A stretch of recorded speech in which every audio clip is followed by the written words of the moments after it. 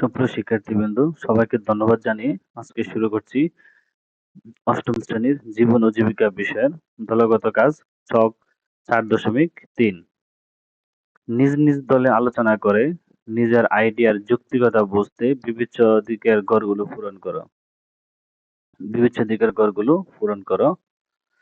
যদি কোনো প্রশ্নের উত্তর পাওয়া না যায় তাহলে সেটির জন্য উদ্ভাবনী উত্তর খুঁজে নাও। নিজ দলে আলোচনার পর প্রতিটি দল অন্তত 4টি ব্যবসায়িক আইডিয়া তৈরি করো।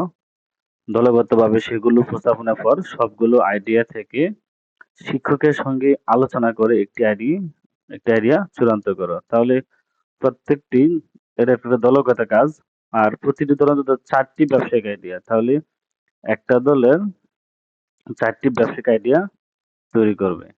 এখানে একটা দলের কাজ দেওয়া হয়েছে, দলের নাম হচ্ছে হাসনা হেনা। হাসনা হেনা দলের 4টি ব্যবসায়িক আইডিয়া নিচে দেওয়া হলো। 1 নম্বর হচ্ছে জুতার দোকান।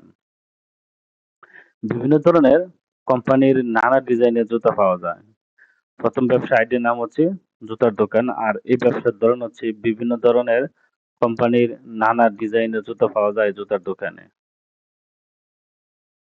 2 নম্বর যেটা, এটা হচ্ছে অটোমোবাইল। এই অটোমোবাইল ব্যবসায় স্মার্টফোন, চার্জার, ল্যাপটপ, ব্যাটারি ইত্যাদি বিভিন্ন ধরনের ডিভাইস পাওয়া যায়। তাহলে এই অটোমোবাইল ব্যবসায় স্মার্টফোন, চার্জার, ল্যাপটপ, ব্যাটারি এবং বিভিন্ন ধরনের ডিভাইস পাওয়া যায়। 3, ইলেকট্রনিক ব্যবসায় বাসাবাড়ির যাবতীয় বৈদ্যুতিক সরঞ্জাম যেমন লাইট, ফ্যান, সুইচ ইত্যাদি পাওয়া যায়। তাহলে ইলেকট্রনিক দোকানে বাসাবাড়ির যাবতীয় বৈদ্যুতিক সরঞ্জাম যেমন লাইট, ফ্যান, সুইচ ইত্যাদি পাওয়া যায় ইলেকট্রিক দোকানে। 4 নম্বর ব্যবসার নাম হচ্ছে মোবাইল সার্ভিসিং সেন্টার।